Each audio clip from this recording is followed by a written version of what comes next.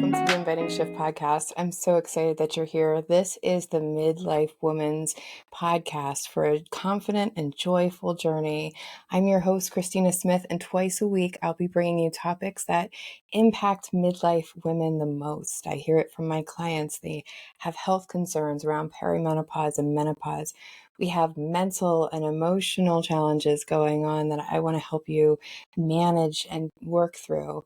I want to talk about how we deepen our relationships and our friendships in midlife, and then what we do when we want more, how we get clear on that, and how we start moving forward confidently and joyfully, because that's what this journey is about. I want midlife women to come together, create a community to revolutionize how we see midlife. Tune in for this week's topic.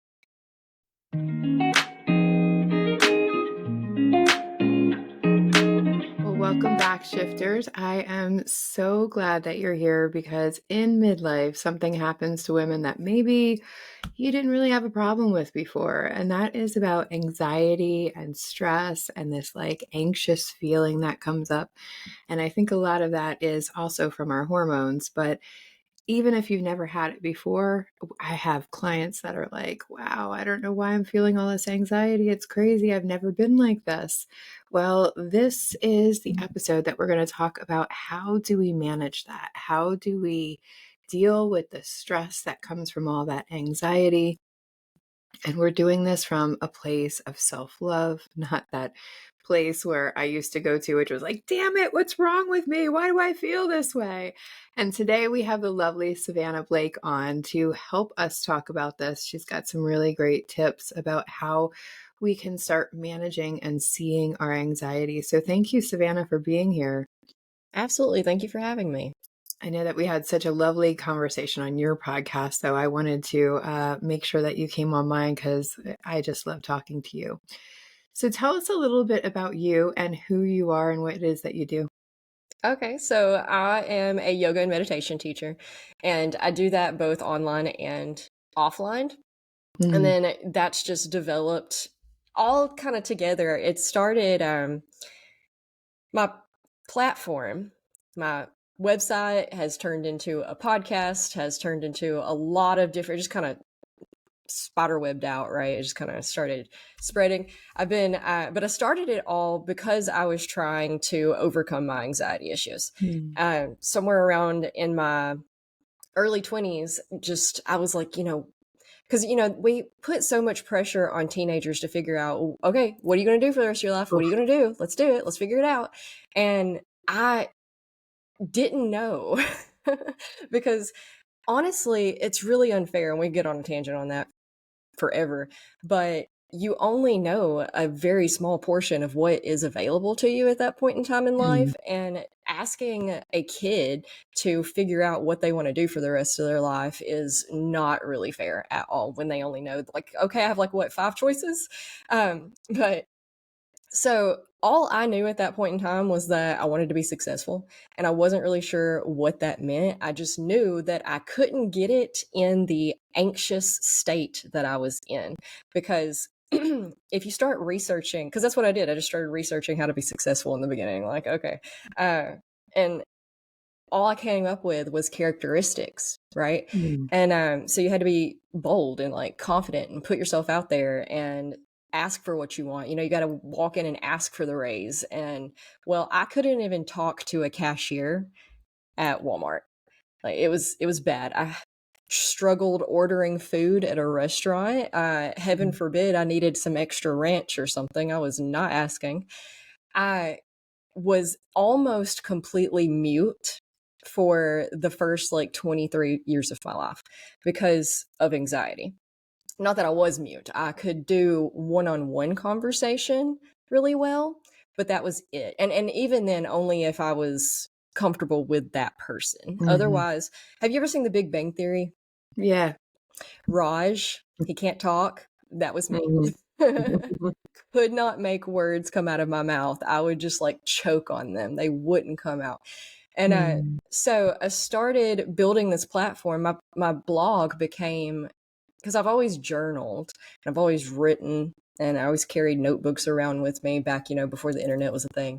And then so it just kind of naturally progressed from carrying these journals around to an online blog. And because I found a lot of solace in my teenage years behind a Mm. computer screen. I found a lot of comfort there. So that's pretty much all I did was stare at my computer screen for like 15 years. Well, I guess I'm still doing it. So, but anyway, uh, yeah, my blog turned into this online journal of anxiety, trying to figure out why I had it, which at the time I thought was interaction based. I thought it was social anxiety due to how I had been bullied my entire life by everybody in my life. And because I remember when I was itty bitty being a talker, and I remembered, people rushing me through my stories, as we do with children a lot of times. And because of that, I just shut down and stopped talking altogether because I didn't Mm. know how to get to the point, Mm. I didn't know how to spit it out. I had to tell you all of the details, you needed to know what color the shirt was. It comes in later. So, and I started stammering over my words really bad in an effort to get them out, and then I still do that sometimes. And but I just stopped talking because that was the only solution that I could come up with per who I was. So I thought that all of this anxiety that I accumulated was from that, being bullied, being rushed, being uh but then I got into my late 20s. Well, I started remedying it a little bit at a time in my early 20s because that's when I started doing the research and trying to figure out how to. And then in my late 20s, I had a series of events happen well, it was health events. It was a series of health issues. And I ended up being put on this elimination diet. So we cut out like everything from my diet except for like 5 things. And I was just living off these 5 things for a month or two. And we found out for the first time in my life, every bit of my anxiety dissipated. It was Mm. all just completely gone. So we found out through that most of my anxiety was food allergy based, which was Mm. insane. Nobody knows that. Nobody knows that food allergies can cause anxiety. And it made complete sense to me at the time because I would have panic attacks so bad that I would end up in the ER Mm. because I thought I was dying. It literally felt like I was dying. And if you know, you know, but if you don't experience that, then people really make it worse. They really Mm. tell you, what are you so stressed about? What are you so anxious about? They think it's overthinking based solely. And I over and over and over again told people like it's not me, it's my body. There's something wrong with my body. My nervous system feels electrified. It feels like I'm going to just pixelate, like just burst into pixels. That's exactly what it felt Mm. like. Um, so finding out that it really was my body was so validating and so just this. It was an aha moment, I guess, from lack of a better Yeah. analogy. Yeah, beautiful. I mean, that's amazing because, and I think that, I have no doubt that part of what we eat and how we treat our bodies is definitely related to how our anxiety flares or not. And then we go through this like second adolescence is what they call like perimenopause is like this changing of the hormones. And I don't know about you, but when I think back to my teenage years, I'm always like sweating in the armpits and like I cringe a little bit just because, it was adolescence and it just feels so uncomfortable.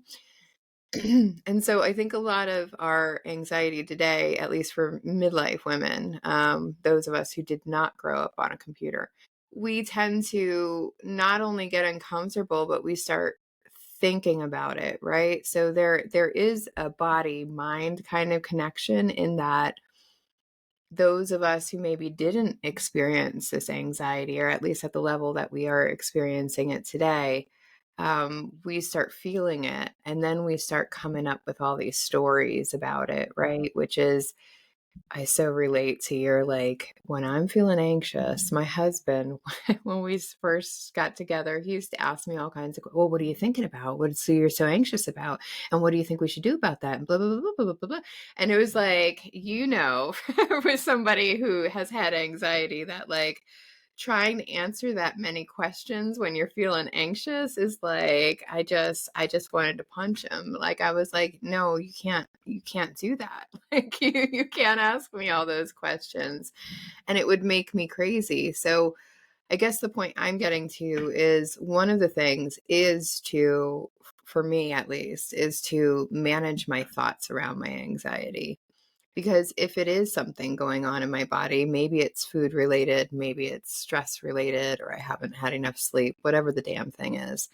Um, for me, it's really like controlling my mind and not making it into a huge thing, right? Because the more that I overthink it and the more I go, well, why am I anxious? Well, my brain's going to pick up like the 5,000 things in my life that could possibly make me anxious. And we're going to replay that like suffering spiral, is what I call it. And we're going to start making stories. And once we make up the stories, then the emotion gets worse, right? Like, I mean, it's like the worst thing to do to somebody in a panic attack is try to get answers from them, because they're just like, I need my body to calm down. And this is very much a nervous system thing, which I think is amazing that you went into yoga and meditation, because I'm assuming that was like related, like you wanted to find a way to calm down your body. Well, it was unintentional. They were two Okay. completely separate things in the beginning, and then I got into yoga and realized that they go hand in hand, which is kind of a. There's lots of different styles of yoga, so it really depends on which one you go towards once you get in there. No, I got into yoga because I came across a blog post one day that said it is entitled "How to Exercise If You're Lazy," and I was like, "Yes, absolutely, That's give it me. to me." Yeah. And then so I've been stuck with it ever since, because I got into it and I realized that it did help me a lot with my anxiety, because it allows you to create space and just Mm, exist for a little bit and learn how to slow down and process, because anxiety is your body's alarm system that something's wrong. The mm. problem is that it's the same alarm for everything across the board.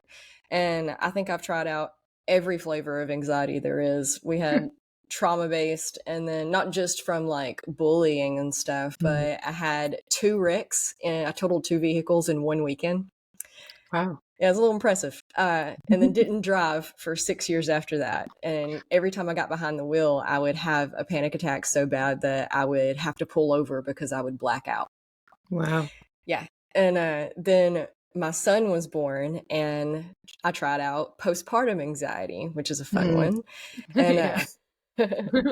so, and then after a couple of years down the road is when we found out that I had food related anxiety. So, there's a lot of different kinds, and there's some are more manageable than others. And step one is definitely figuring out which flavor you have so that you know how to address it. Because trauma based anxiety is going to be about unpacking and reworking those stories and Mhm. redoing them in a positive manner that you can move forward with. And then, of course, food anxiety, food allergy related or toxin based. You can have anxiety from too many toxins in your body. It's accumulated and your body can't process. So that is going to be more of like cleaning up your lifestyle based.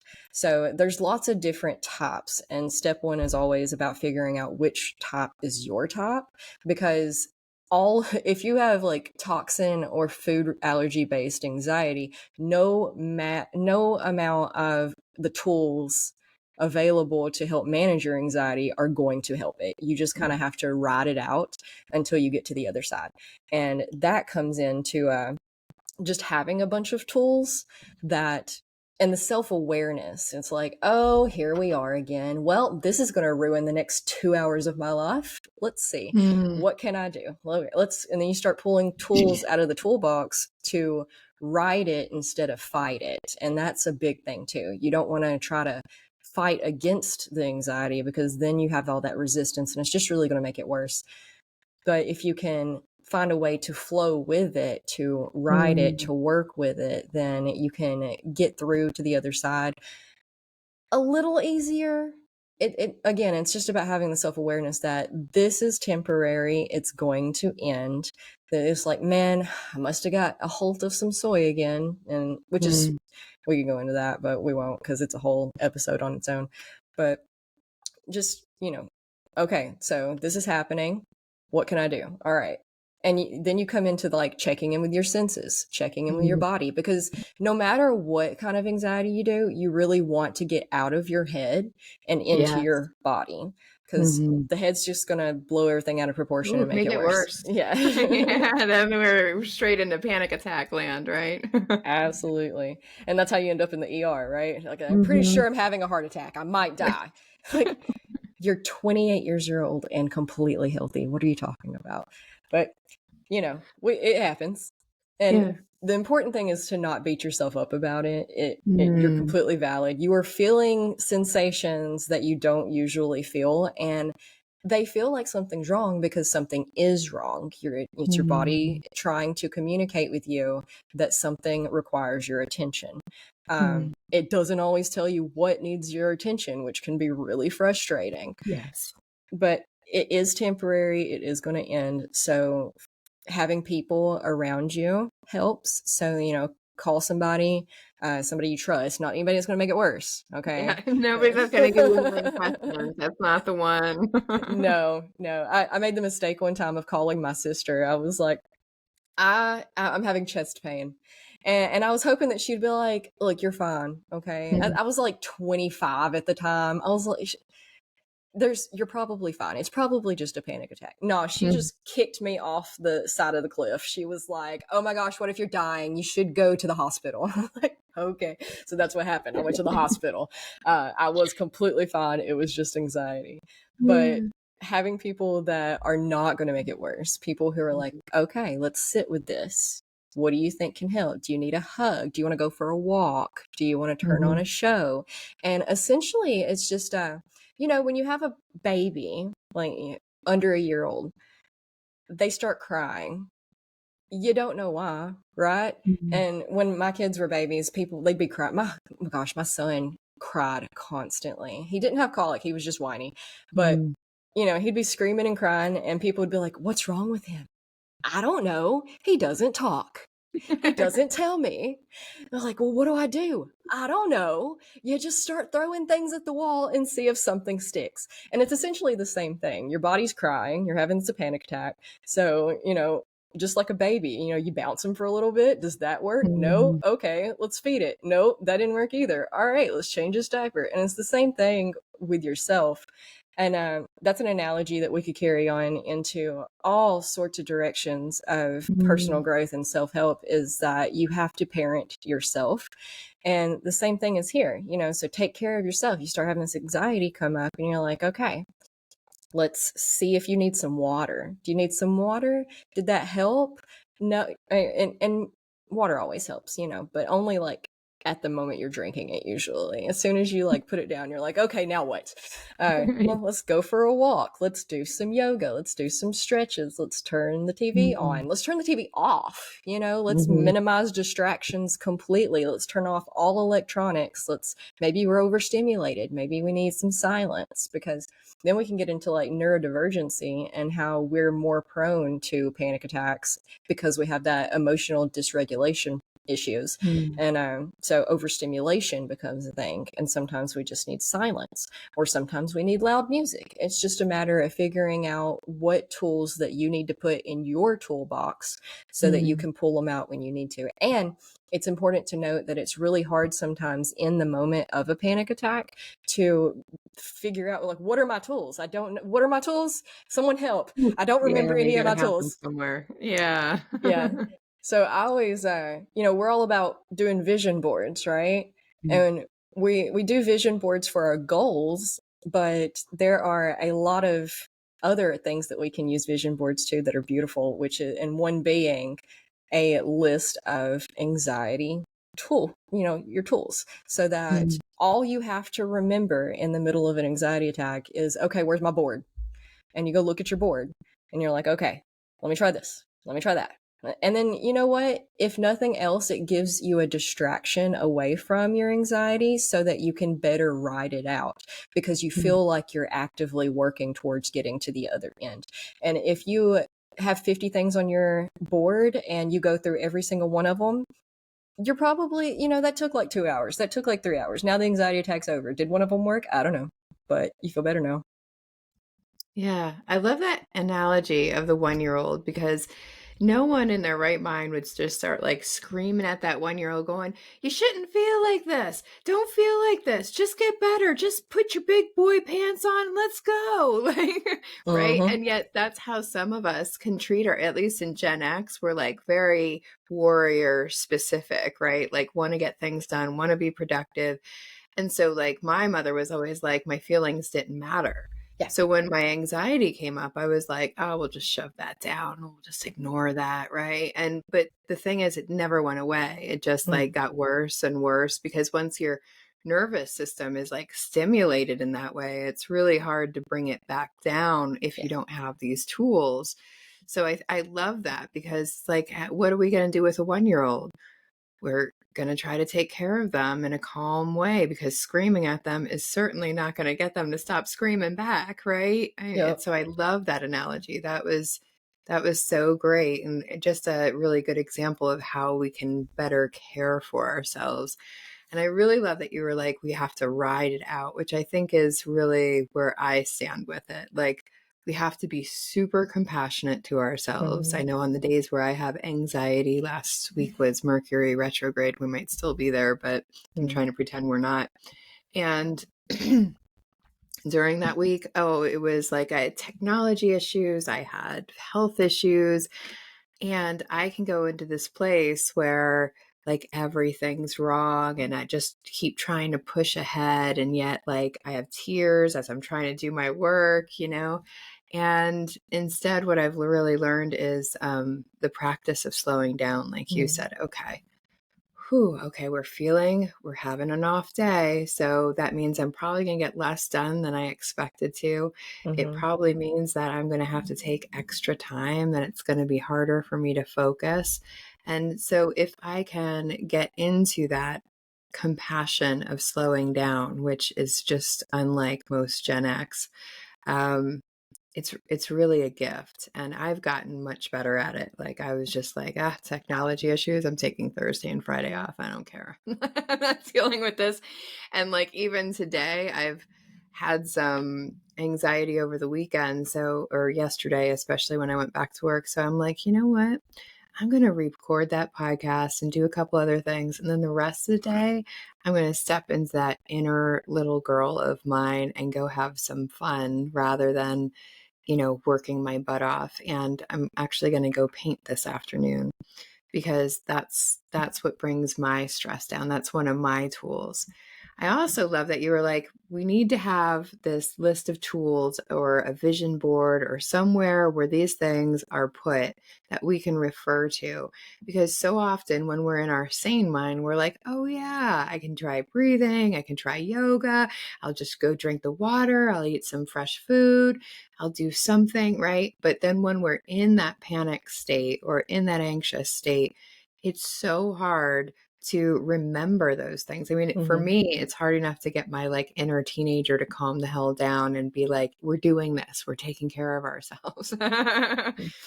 So, in order to remember those tools as well, I think that that's so essential. And I often have my clients, I'm like, just have that list nearby of things that you can do.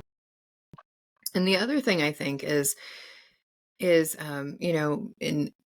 in Alcoholics Anonymous, I believe is where this came from, is the halts: hungry, angry, lonely, tired, sick. I add in perimenopause, PMS, whatever it is that makes you really Mhm. uncomfortable. When we're in that Mhm. spot, we're so much we have so much more access to getting into an anxiety state, because often our brain's not working right. Our body's really uncomfortable. And I know, at least personally for me, when my body's uncomfortable, my anxiety can shoot up really quickly because my Mhm. brain starts going, why am I feeling this way? I shouldn't feel this way. I should feel a different way. And, what's going on? And then I can get into that panicky state, right? Then my brain is like feeding that stress and anxiety to my body, and my body is reacting to it. So I think that it's really important for us to understand that, there could be some physical discomfort that's going on that we are not paying attention to. I love that so much because, yeah, go feed yourself, go get a little rest, go have some water, whatever it is that you need. Try all of the things and then come back to it. But I think the one biggest thing that we talked about was this permission to slow down, like Yeah. allowing ourselves the permission to be like, okay, I know I maybe had 110 things planned for today, but maybe 3 are going to get done, and that's going to be okay. And I'm just going to sit here with this. Because I think that the one thing that people do is we often think like happy is the only way that we're supposed to feel. And if Mhm. we feel any other way, we start getting anxious about it. Like if Mhm. I'm angry or I'm sad, especially angry, a lot of us weren't allowed to be angry when we were little. So, like, we feel shame when that comes up. And so, really getting in tune with what am I feeling? And this is a process that has taken me like 10 years to really sit into and go, wow, what is going on for me right now, without trying to explain it away or justify it or whatever. And I can just be like, whew, yeah, my body's feeling anxious today. That is so interesting. And just being curious about it rather than judgmental. Mhm. Yeah, surrendering to whatever is given to you today. Mm, I love The that. Surrendering. Yeah. Yeah, in the moment's all we ever have. We can make plans all day long, but we have Mm, to really step back from the attachment of that's how things have to go. Because mm, wrench, as soon as you get comfortable in a situation, a wrench is going to be thrown in there anyway. So the only constant is change, and things are mhm. oftentimes going to change in a direction that you weren't expecting. So Mhm. being And that adaptable. doesn't mean it's bad though, right? No. It's just our body that's reacting to it. I mean, a lot of times things don't go my way and they actually go better than I better Yeah. for me in the end.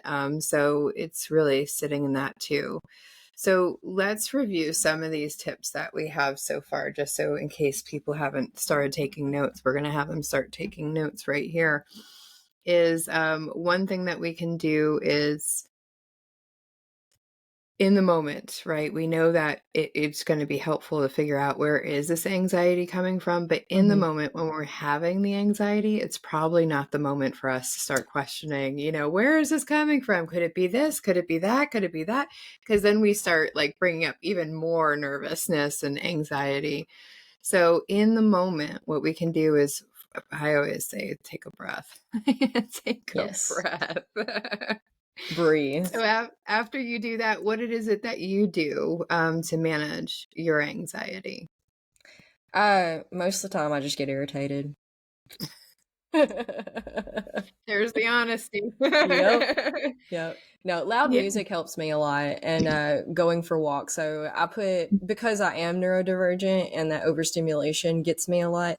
And for a long time my husband gets so irritated. He'd be like, you can't handle too many people like someone talking and there being the TV on and then the fans on. Like you Oof. can't handle all of these things, but you can blast loud music in your ears and be just fine. I'm like, yeah, I don't get it either. But that's what That's helps one me. thing. Yeah, I completely get that. When I go to a bar and there's so much noise around, or a restaurant where it's like open and it's very loud, I can't even decide on something. And I don't know that I'm neurodivergent, but I can't even decide on food. Like, we've left Mhm. places without ordering because it becomes so overwhelming to my senses Yes. to have all of that going on. And I also have some food issues, especially in the past. And so it's like I already have this issue with food, and now I'm trying to decide what I'm going to eat. And there's like all this overstimulation going on. So yes, I love that you're like so honest and you're like, I get irritated with myself. And I do too. I mean, I really do Mhm, too. And that's like almost a flag to me is like, ooh, why am I getting so mean to myself? Why am I getting so irritable and like angry at my body? mhm. And that's usually my clue to go, okay, something's going on here. And you need to just take a breath. So after you get irritated with yourself, then what? I usually put my headphones on and play some my favorite songs. I have a specific playlist that is Nice. only positive, upbeat, energizing type things that I can also sing to. So that kind of like helps me distract myself and recalibrate my energy levels. And then I'll get Mm. my dog and I'll go for a walk. Oh, animals definitely help too, I think, at least for me. So Mhm. that is beautiful. So that's another thing that you've prepared for yourself is this playlist of things Mhm. that are going to make you feel good in the moment to help you kind of shift up your energy. Yep. Um, and then go for a walk, which I think is, I always think activity is helpful, especially for us in midlife. A lot of us don't do a lot of activity. Mhm. And we really need to because it helps push those hormones through our body Mhm. and out the liver and everything. Yeah, I figured out about 5 or 6 something like years ago that I could literally run from my anxiety.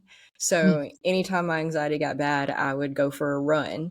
And I understand most people can't, a lot of people can't do that. Like I even can't do that for a long period of time. In the weekend I totaled the two vehicles, I busted my knee in one of those. So Mm.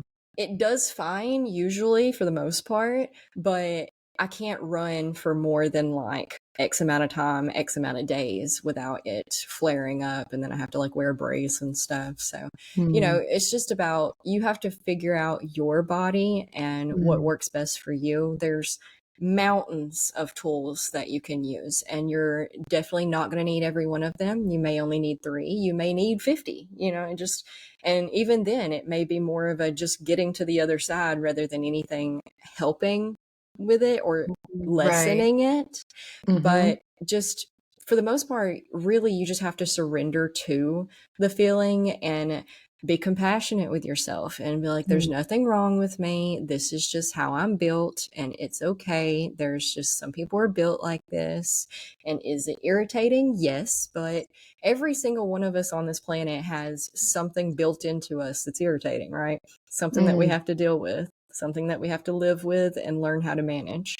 And if anxiety is yours, then you can always be like, well, at least it's not XYZ or, Right. There are a whatever. million worse things it could be. Mm-hmm. And I truly believe that what you're just saying is like the key is to slow down and be kind to ourselves and Mm-hmm. just be like, yeah, this is what's going on for me right now. And that's okay. And I can try these things. They may not help. They may at least be a 5-minute distraction, right? Mm-hmm. So Yep. that I can give myself a little space between me and the feeling.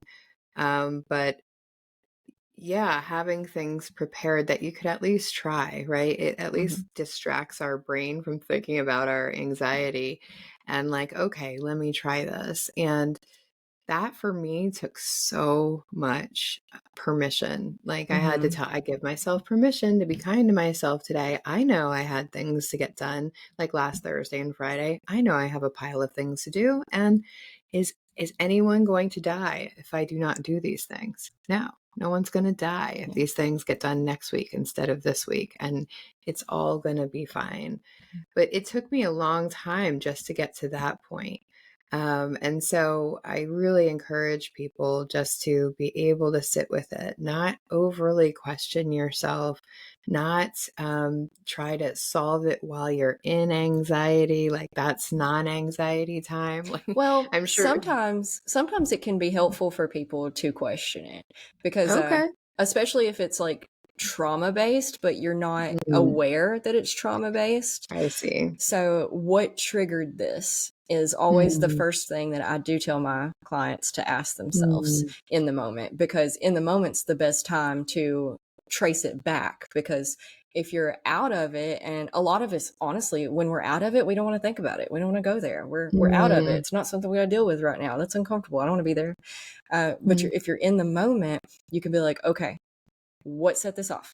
And then you can kind of backstep and backtrace the sequence of events and then start asking why and stuff. But mm, uh, if you can't answer any of those questions, is a pretty good inclination that it is toxin or food related. mm. If That's a if good you're just tip. like, my body's doing it, I don't know, my body's doing it, it's not me. I'm telling myself to chill out, like nothing's wrong. I'm aware that Mm, nothing's wrong. We're fine. mhm, But also, yeah, on the other side of the scale, though, definitely being present in the moment as mhm. much as you can. So engaging all of your senses. That's something. Getting into your body. Grounding your Yeah. energy. It's essential oils. Something to smell. It Mhm, really helps a lot, because that is directly tied to our olfactory system, which is directly tied to our emotions, which can help calm the body. So, yeah, it really just depends. Some people, it definitely may make them more anxious, mhm, but then maybe we can just slow down and focus on one question at a time and creating mm. space around it. So we're not Maybe that's why I don't overwhelming the do that. system. Yeah, I Yeah. get like 100 questions going on, and like I feel like I Yeah. need to have the answer to each single one of them. Mm-hmm. But what I love about what you just said is this using essential oils is really great. And it's because it's like using one of our senses. And Mm-hmm. whenever we use our senses, we become more present because we Mm-hmm. become more in our body, which I think is really important. That's why they do that thing where, like, can you see five things? Can you Yeah. hear three things or whatever? But that's all about getting into our body, which is why I love like what you do is like yoga and meditation is one Mm-hmm. way. If I can calm myself down to go actually sit and do it. Yeah.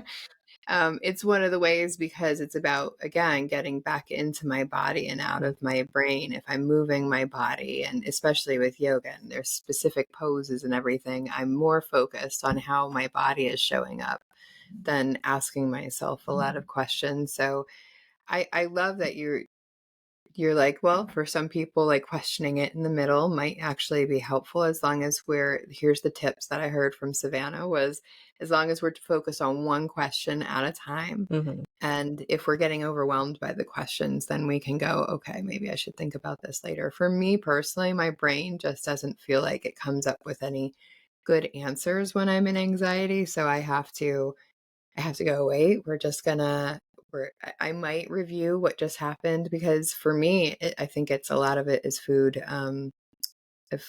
triggered as well because I can go, oh yeah, you ate that gluten pizza and now you're feeling all ratchety inside, right? Mm-hmm. Like, yeah, now it's all that's going to your brain. And so we're just going to have to ride this out Yeah. That's and why you let it need to be. pair it with being present. Because Mhm, you know because our brain does start coming up with all sorts of things that are wrong, right?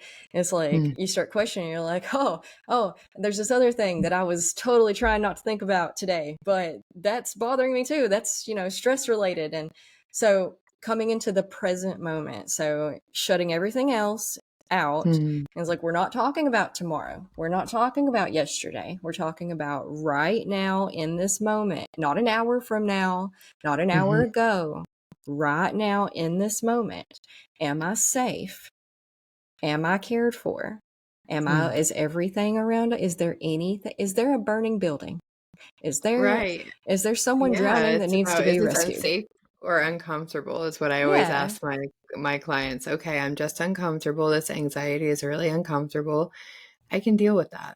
Yeah. But like that helps our brain at least start separating that because I mean Creating the space. the Yeah. whole reason is because like our brains have this really beautiful feature of like seeking out, right? Mm-hmm. Seeking out what is at risk. Mm-hmm. And the thing is, like, we don't have bears chasing us anymore. We don't have like lions. And so our lives are pretty safe Mm-hmm. physically. And so whenever this discomfort comes up, our brain kind of flags it as the same thing. And it's like discomfort is often growth, maybe not in anxiety, but in life, discomfort is often growth. Yeah. Well, yeah. Oh, we're designed to focus more on the negative than the positive because focusing Mhm. on the negative helps keep us alive. So Mhm. that's why the news works the way it does. That's why we pay so much attention to it the way we do. And the positive kind of slips through the cracks. You think back to your past where we can detail you all the trauma that happened. We can detail you all the bad things, all the things people did to us, what they said, how they said it, what they were wearing. You go towards the good though. Like tell me some good things from your childhood. Mhm. It's very generic. It's very overlay. It's like, oh, we camped a lot. That was fun. Yeah, exactly, because our brain doesn't log those things the Mhm. same way. I think that that's so important. I know that this could go into another hour-long conversation because I already have all these thoughts, and I also want to make sure that our listeners can tune in to another week. But tell us a little bit about your podcast, and then tell us about this gift that you have for us. Sure. So the podcast is called Align Vibe Flow. And the overall thing, because I kind of moved on from, it didn't move on from anxiety, it Mhm. expanded. It turned Mhm. into healing all sorts of things because anxiety, again, is the alarm system that's something wrong. It's the tip of the iceberg for all of this other stuff that needs to be healed. So our focus is healing the individual for the purpose of creating a better world. Because when we heal the one, it vibrates out of us and touches everybody in our lives. And that's how we heal the world, because that's exactly how we messed up the world, right? That in the opposite direction. One trauma pattern got passed on to another person, and now we're all traumatized and hurt and need healing. And hurting each other. Hurt people hurt people. So healed people heal people. And that's the Mm. focus of the podcast. And I offer coaching consultations, and I do that through the chakra system. So we walk through the chakra system because, there's so many facets that we could focus on, and people get really overwhelmed. They're like, I know that I need to heal things, but there's so many areas that I need to heal, and I don't know where to start. Well, the chakra system helps us. It gives us a place to start. It gives us a step-by-step place to go. So Mm. I offer a free online chakra course, and it's through emails, and they're really in depth. And I have both audio, video, and written content in that, so that you can. It's really in depth. So if you want to I am all about DIYing everything. If you don't want to book a consultation call, I have all of the tools laid out in this course that you can at least get yourself going. And Mm. so, Start with some tools. Yeah, mhm. beautiful. And all those links to her podcast and to this free gift is going to be below. So go check it out. Go follow Savannah and her content, and she is going to help you bring that anxiety down and also work through some of these other things that need to be healed. Thank you so much for being on today. I really appreciate everything that you had to say because I knew you had a slightly different perspective of anxiety as having it your entire life, Mm. so or at least since your 20s. Oh, it still pops up Um, from time to time. Oh no, it definitely was from the get go. I don't remember ever not okay, I having. thought so. Yeah, yeah, because usually when I have clients that tell me that they stopped speaking when they were a child, there was some kind of anxiety going on, whether that was trauma or otherwise. Yeah. But thank you so much for being here. I just love having you on. Thank you so much for having me. I really appreciate it. And thank you, shifters, for tuning in. I appreciate you too. We'll talk to you next week.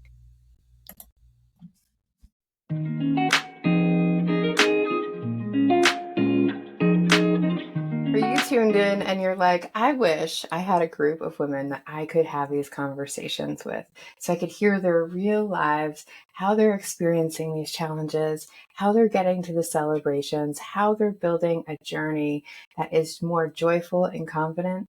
Well, I got you. I have created a community called the Modern Midlife Mentorship, where we have a modern perspective over what aging and what we look like aging looks like today. It doesn't have to be sitting in a rocking chair. In fact, there are so many women out there doing so many amazing things, as you can hear with my guests on the podcast. But in this modern midlife mentorship, we're going to bring a community together to think about what midlife can be like, really dive deep into the topics that are impacting us, like our health, our emotions, our mental health, our relationships, and that big piece of what do I want next for myself. So, if you are interested in being in a community, making more connections with women in midlife, and getting all the tools you need to really move through the challenges and get to those celebrations, and I want you to click the button below for the Modern Midlife Mentorship. Learn more, reach out if you have any questions, and I would love to see you there. Thanks for tuning in. I hope that you enjoyed the episode and that you were able to get something out of it.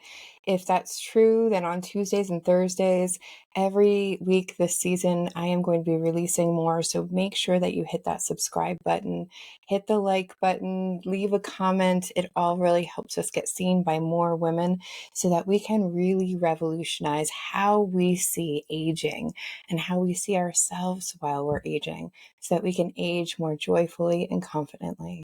I hope you're gentle with your humanness, especially in midlife. Bye.